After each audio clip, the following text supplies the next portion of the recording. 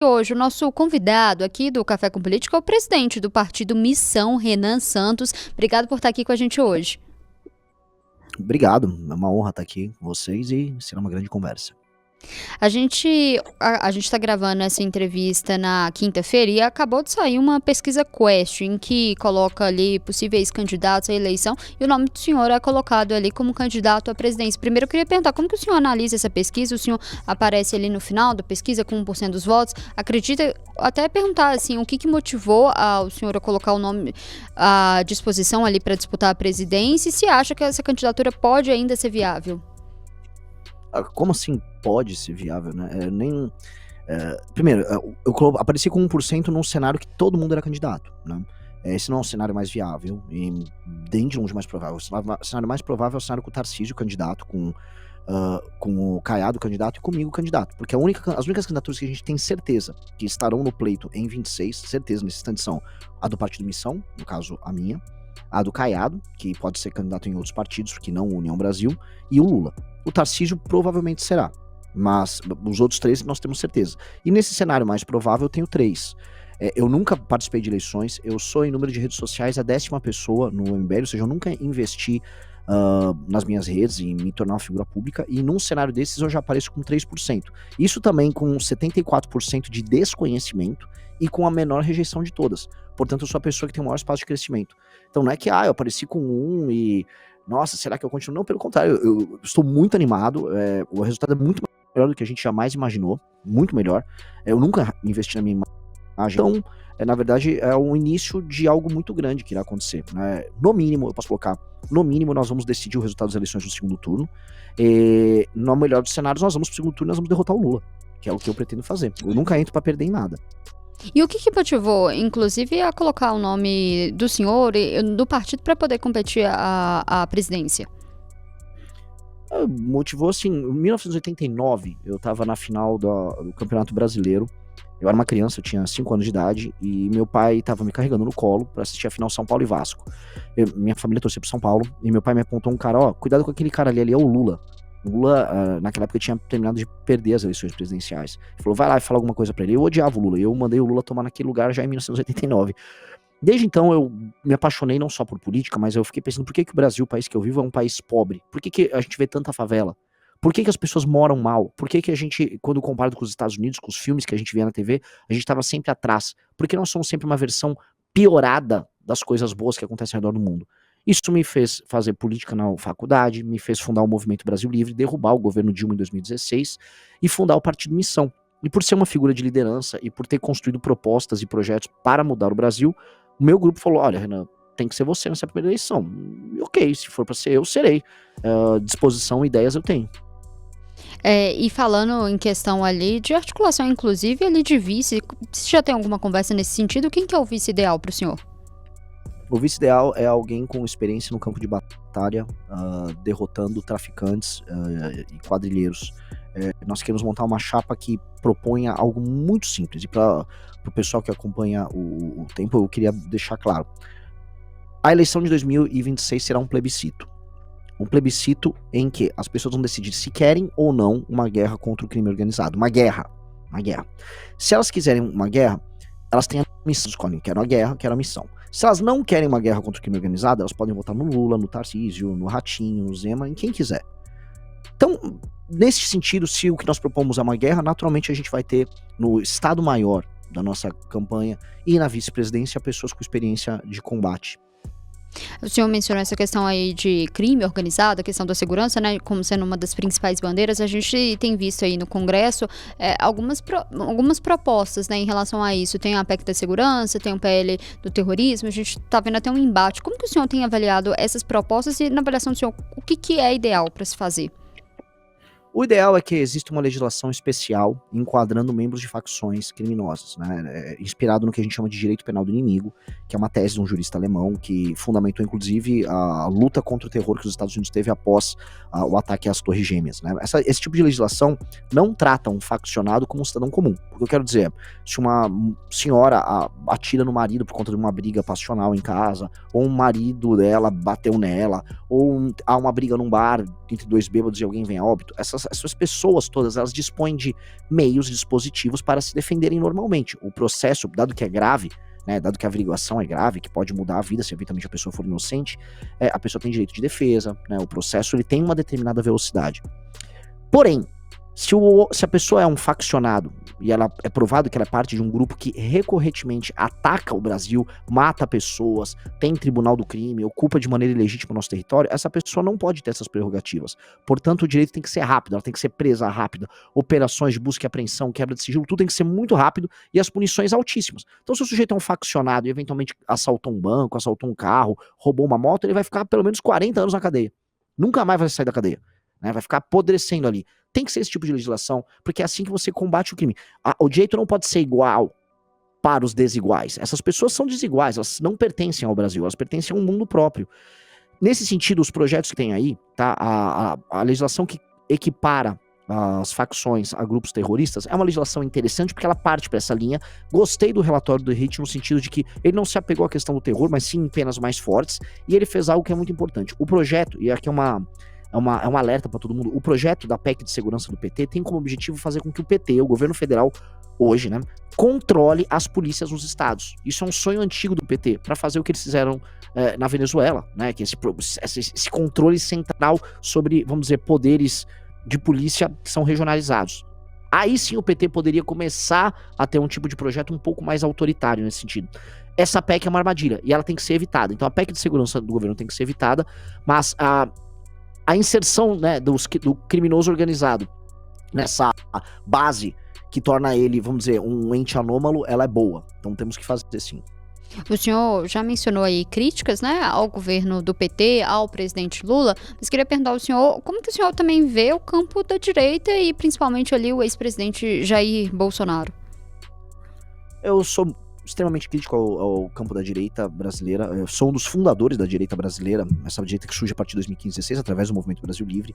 Acho que o Jair Bolsonaro, o grupo dele, vamos colocar aí as pessoas de direita em Minas, como o Cleitinho, o Nicolas, eles são aproveitadores, são pessoas oportunistas. Elas se valem das causas da direita para ficarem se promovendo, no fundo são um bando de influenciadores, e o Bolsonaro, quando esteve no poder, foi um homem fraco. Ele cedeu para salvar o filho dele, que era corrupto, o Flávio Bolsonaro, e nessas sessões e nessa fraqueza dele, o Lula retornou ao poder. Isso o Bolsonaro não poderá negar. Agora, o que está acontecendo com ele, já porque fazer um comentário sobre a direita, ele está muito doente, ele está debilitado, dizem que ele está acamado e com chances, eventualmente, de vir a óbito nos próximos meses, né? Os aliados dele, os supostos, isso inclui o Nicolas, que é aí de Minas Gerais, estão aproveitando o momento para esfaquear ele e tomar o controle da direita bolsonarista sem o Bolsonaro. Isso é muito feio, né? Se aproveitar de uma pessoa doente para ter ganhos políticos é uma coisa muito feia. E essas pessoas se dizem cristãos.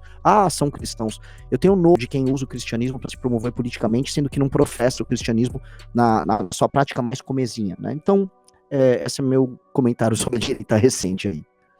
O senhor mencionou aí Minas Gerais, a gente está em Minas Gerais, queria que o senhor falasse um pouco de como que avalia a questão ali dos nomes, inclusive para o governo de Minas aqui, como que o partido Missão tem acompanhado essas discussões aqui em Minas Gerais. São de uma figura como Cleitinho. Muito preocupado. O que não representa, basicamente, aquele tipo de política mais venal. Cleitinho é um influenciador, tem uma opinião, a opinião dele é formada com base no que está bombando em redes sociais. Então ele vai ter opiniões contraditórias sobre os assuntos, ele só quer saber assim, o que bombou a opinião majoritária. E Minas Gerais sempre foi um celeiro de pessoas importantes para a história brasileira. Minas Gerais é um estado inconfidente, em tudo. Minas Gerais é o centro do Brasil. A alma brasileira, no fundo, ela se reúne em Minas Gerais. Por mais que não tenha mar em Minas Gerais, né? As pessoas não imaginam isso. Minas Gerais é a alma do Brasil. Um lugar desse, um lugar de tantos talentos, um lugar do um sujeito como Cleitinho, sendo favorito para levar o governo, é uma das coisas deploráveis que a gente pode ter. É um sujeito que não vai ter, como ele não tem fibra moral, vai ter a responsabilidade necessária para assumir as posições duras que um governo tem que assumir. Não só no crime, mas, por exemplo, na questão das contas, que mesmo com 8 anos de Zema aí, não foi endereçado, o Minas ainda está mal periclitante. Então, me preocupa que o mineiro tá comprando esse entretenimento com o Cleitinho, né, roupa de futebol, e não esteja preocupado em fazer que seja justamente, junto a São Paulo, o estado mais importante, o estado base para que o Brasil ele se solidifique e resolva seus problemas. Na verdade, Minas está se tornando parte do problema elegendo o Cleitinho. O senhor mencionou essa questão aí do Cleitinho, do Nicolas aqui em Minas Gerais, mas o Partido Missão, qual que é o plano aqui para Minas Gerais? Se tem algum plano para Minas Gerais? Temos planos, sim. Nós vamos estabelecer Minas Gerais como o segundo estado mais importante nosso. Naturalmente, o próprio Partido Missão nasce em São Paulo, o próprio Movimento Brasil Livre, o qual sou oriundo também, nasce em São Paulo. Nós temos uma grande presença em Minas, nossos eventos são sempre grandes. Entretanto, nós, até a última eleição, não conseguimos construir uma base de candidatos, por diversas razões. O fato é, agora nós estamos formando muitos talentos em Minas Gerais. A própria coleta de assinaturas para o partido, vamos dizer, a resposta que nós tivemos no estado foi sensacional. Então tem muita gente boa surgindo, né? Tem o Caio de Itaúna, Pedro Bettinense, nós temos a nossa vereadora em Chapada Gaúcha, Luana, a gente tem um vereador nosso no sul, em Pouso Alegre, que é o Israel Russo, que até viralizou bastante esse ano. Temos pessoas brilhantes no estado e mais pessoas se juntando. Então o plano é ter, inclusive, candidatura ao governo estadual e surpreender vocês como tanto para o estado de Minas quanto para o governo federal, na bancada no Congresso. O senhor falou de candidatura, inclusive, para o governo. Já tem esse nome? Ainda não. Estamos agora em conversas. E o senhor já tinha feito um panorama ali falando de Nicolas e Cleitinho. E qual que é o panorama que o senhor faz assim do governador Romeu Zema, inclusive ele que se coloca também como candidato a presidente? Qual que é a avaliação que o senhor faz? Um governador razoável. De maneira alguma eu vou criticar governadores que pegaram ações fiscais calamitosas. Ele entregou um governo razoável, como foi razoável o governo do Dória, como é razoável o governo do Tarcísio, como é razoável o governo do Ratinho. Não são governos brilhantes, tem suas incongruências, tem suas falhas, mas é um governo razoável e encarou a questão das contas públicas, não com a maior das coragens, mas encarou. Eu volto a colocar questões de favorecimentos aliados políticos dele, como é o caso do dono da Localiza, que aconteceu, essas questões dos cartórios e tarifas de cartório, geral como ele, o assunto fica meio esquisito, a submissão dele ao Bolsonaro e ao projeto bolsonarista, não só dele, mas do partido dele, incomodam bastante, mas dito isso, foi um governador razoável, e vai terminar o mandato dele sendo um governador razoável, nota 5,5. O senhor falou ali de alguns aliados, alguns nomes da direita que se colocam, o senhor avaliou como oportunistas. O senhor acha que o governador Romeu Zema seria um desses nomes ou não? Junto ao bolsonarismo, sim, com certeza. Com certeza, porque o Bolsonaro cometeu muitos erros e a postura dele e do partido dele foram de ficar aquele peixe que fica rodando, é uma rêmora ao lado do tubarão. Ele é uma rêmora do tubarão Bolsonaro. E eles ficam ali montando estratégias sobre como suceder o Bolsonaro, como puxar o saco da maneira mais interessante do Bolsonaro. Eu acho isso muito ruim, isso não é coisa de líder. O Bolsonaro cometeu muitos erros e o Zema nunca abriu a boca para falar dos erros do Bolsonaro.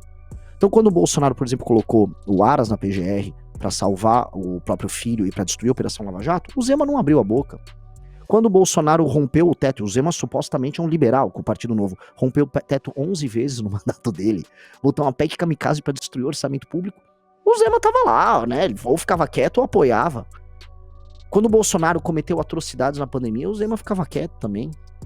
Então, esse é um postura de líder? Ser líder pro Zema, ou também pro Ratinho, pro Caiado, é ficar assim, aguardando a decisão do Bolsonaro. É isso? É assim que vai mudar o Brasil? É assim que vai enfrentar o Centrão? É assim que vai resolver as contas públicas? Eu não acho isso postura de líder. As pessoas têm que entender isso. Isso é líder? Se líder é isso, a definição de líder foi alterada. Puxa saco, virou líder. Então temos agora uma nova definição. O Tarcísio, na avaliação do senhor, tem posição de líder ou não? Pelo amor de Deus, né? Esse aí é o rei dos puxa-sacos. O Tarcísio, assim, tem uma cena que eu acho que é uma das cenas mais patéticas que eu já vi na política brasileira, que o Bolsonaro, né, tinha uma manifestação que nem foi o Bolsonaro que organizou, que era contra o Alexandre de Moraes, mas aí o Bolsonaro resolveu levar o caminhão de som dele. Os organizadores, Superman, inclusive ele quer ser candidato em Minas ao Senado, o Superman, mas parece que o PL não quer mais. Aí esse sujeito Superman, que é aqui de São Paulo e quer ser candidato em Minas, ele ficou com o caminhão de som dele falando, e o Bolsonaro foi falar e achou que o Superman tava fazendo muito barulho. Aí o Bolsonaro falou, a polícia militar, desliga o outro caminhão de som, uma das coisas mais autoritárias que você possa imaginar. Aí o Tarcísio saca a mão no telefone enquanto o Bolsonaro tá falando isso e começa a falar com a polícia pra ver se faz alguma coisa. Como é que é? Governador de São Paulo tomando ordem do cara e fazendo algo ilegal com um aliado político. Essa sabugice não dá pra aceitar. Eu quero saber a opinião de todos eles sobre os erros do Bolsonaro, sobre as fraquezas do Bolsonaro. E por que que o articulador dessa união desses governadores, né, que é o Zema, tá com o Tarcísio, que tá com o Ratinho, são os corruptos do Kassab e do Ciro Nogueira? A galera que torna o Nordeste o lugar mais pobre do Brasil e faz com que o Centro-Sul pague a conta é a galera que vai articular o plano que vai salvar o Brasil? Entendi. Poxa, me sinto em 1989.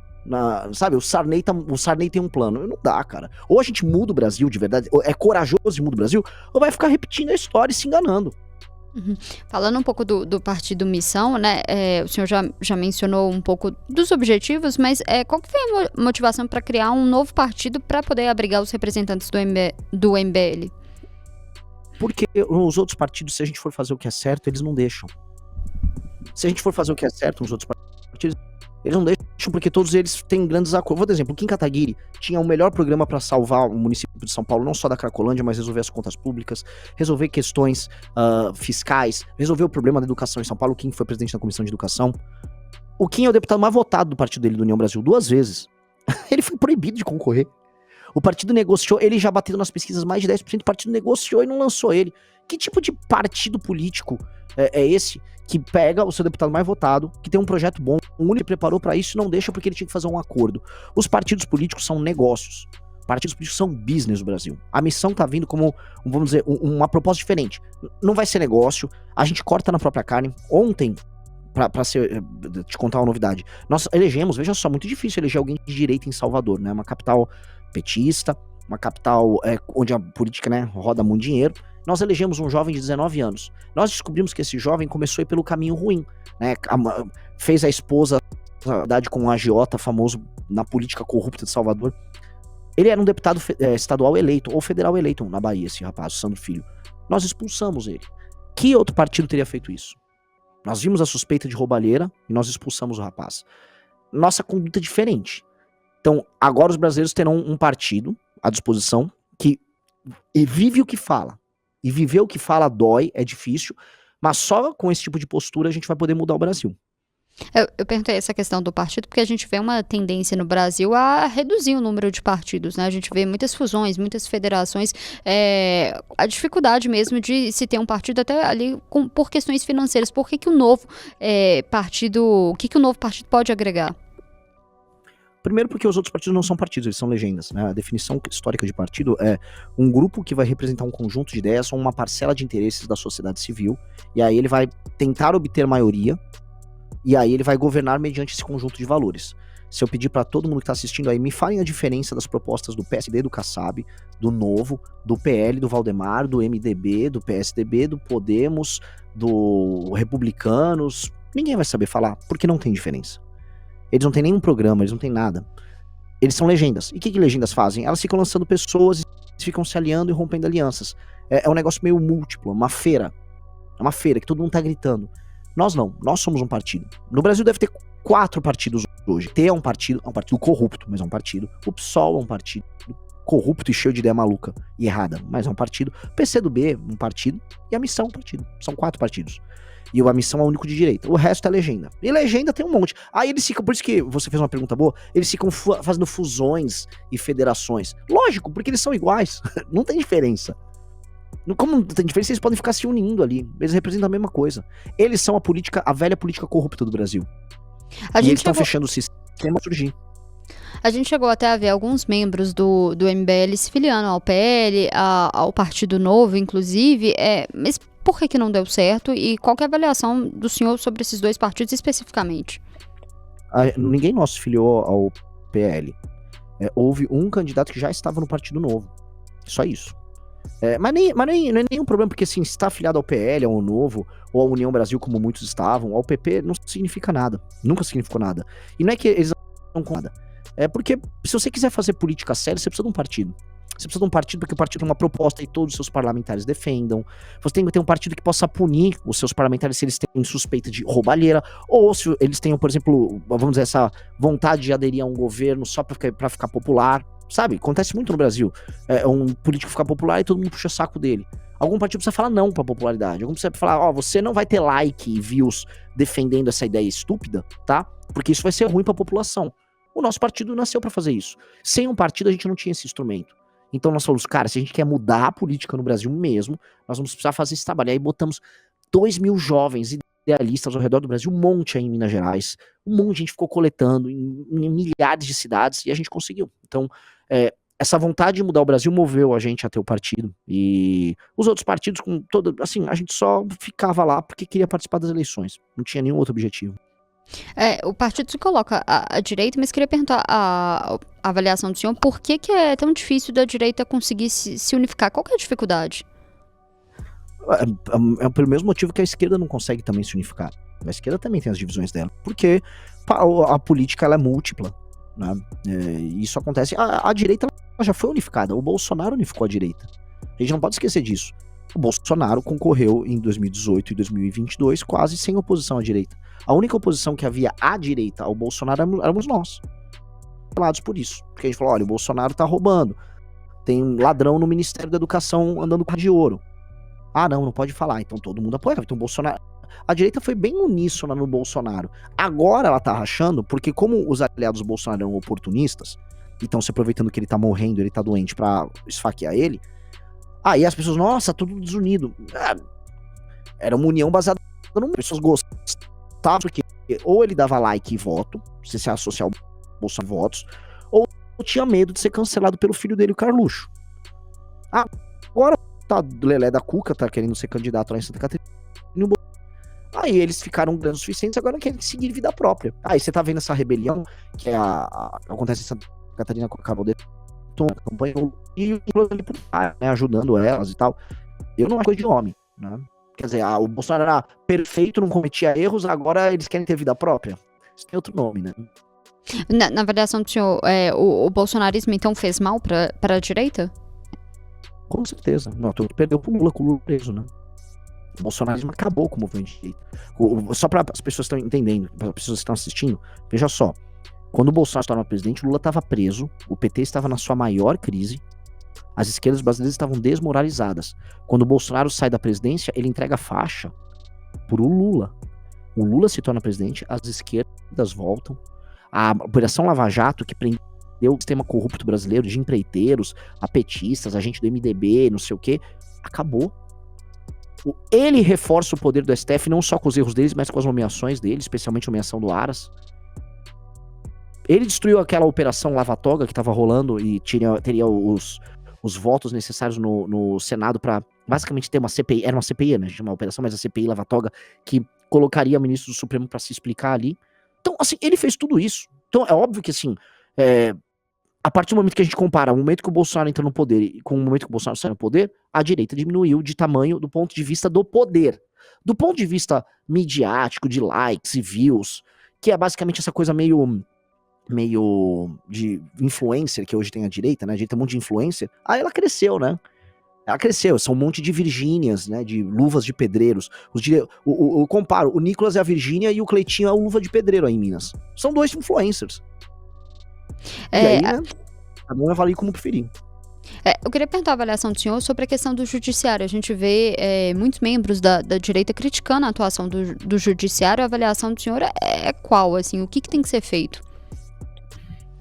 O judiciário tem que voltar a cumprir o papel do judiciário, isso falando no STF. Os poderes, eles têm que ser respeitados, os espaços de poder têm que ser respeitados. O judiciário tem que, especialmente o STF, explicar ao que veio. Aconteceu, né, hoje, né, houve uma moça que estava participando de um concurso em Santa Catarina, acho que era para delegada, e na avaliação prévia, viram que o marido dela, o Tribunal de Justiça em Santa Catarina falou, tá barrada. Sabe o que aconteceu? O Flávio Dino deu uma liminar e autorizou ela a participar do concurso. Como é que pode um negócio desse estar acontecendo hoje? Claramente, nós temos um judiciário que está anômalo, definindo coisas anômalas, coisas estranhas estão acontecendo. Isso eu tô falando da Suprema Corte. No resto, a gente tem o judiciário mais caro do mundo, um dos mais ineficazes do mundo, então ele custa muito caro e as decisões demoram muito para sair. Nós temos uma justiça que sequer deveria existir, que é a justiça trabalhista, que custa mais de 20 bi por ano, acho que uns 23 bilhões por ano de orçamento, tá?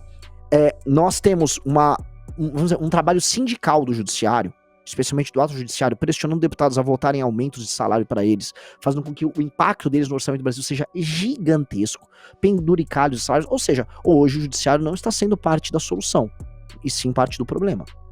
Temos um grave problema aí. Sobre essa questão dos partidos, né, o senhor já mencionou, mas os partidos têm essa grande dificuldade de cumprir cláusula de barreira e ser sustentável. Nesse sentido, quais que são as ambições do partido para 2026? Qual que vai ser o foco? Se vai ser eleições legislativas, majoritárias? Foco é o seguinte, nós não temos dinheiro. Nós não temos nenhum desses parlamentares popstar. Nós temos muito trabalho e muita inteligência. Então, nosso objetivo é, com muito trabalho e muita inteligência, vencer a eleição presidencial, eleger o maior número de deputados e eleger alguns governadores. Seria isso.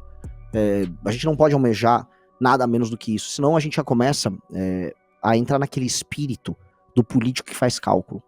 Nós temos que ser o político sonhador, não o que faz cálculo. O que faz cálculo, bota alguém famoso pra presidente, joga uns votos pra chapa, faz um cálculo. Se eu virar essa pessoa, eu já me estraguei. Aí desconfiem de mim. Se eu virar essa pessoa, desconfiem de mim. Não só de mim, como do nosso grupo. Significa que a gente se tornou aquilo que a gente critica. A gente tem que almejar o máximo e lutar pelo máximo. Se perder, você só perde ou você só ganha se você tenta. Mas definitivamente entrar pra fazer cálculo não será o nosso projeto. Já caminhando para o final, o senhor falou assim que o partido deve lançar algumas candidaturas para estados. Sei que essas conversas, essas articulações ainda estão acontecendo, mas já tem quais estados, quantos estados que o partido deve fazer? E o senhor aqui em Minas Gerais também vai ter chapa também para a Assembleia e para a Câmara? Sim, começando por Minas, nós vamos montar uma chapa bem robusta no estado. Já temos os nossos pré-candidatos ao governo meio que definidos já na região sul. Estamos trabalhando com alguma surpresa aí para São Paulo. Estamos vendo alguma coisa pro DF. E 2 estados do Nordeste estamos fazendo o nosso desenho. O que eu quero dizer sobre isso não há negociações no sentido de tem um figurão aí fora que quer sair pela missão. Esse tipo de coisa não vai acontecer com a gente. Nós vamos surpreender as pessoas com candidatos muito interessantes. Esse é o nosso objetivo. Nós temos que ser surpreendentes, nós temos que mostrar para as pessoas, olha, dá para fazer as coisas de um jeito muito diferente, dá para trazer ideias muito diferentes, explicar elas de uma maneira diferente. E para fazer tudo isso não vai ser com as mesmas pessoas. Eu não vou poder pegar um político convencional para defender coisas diferentes. Precisam ser líderes políticos diferentes. Senado ainda não tá nos planos do partido? Tá, mas não tá com a mesma ênfase que as candidaturas ao executivo, por exemplo. Ainda que seja importante, sim, estamos no processo de construção. Queria agradecer a presença do senhor aqui hoje e, quando vier para Minas, te convidar para o senhor vir aqui presencialmente para o jornal para a gente bater uma conversa também. Olha, uma honra, muito obrigado, excelente entrevista, ótimas perguntas e, obviamente, é sempre um prazer aí em Minas, adoro.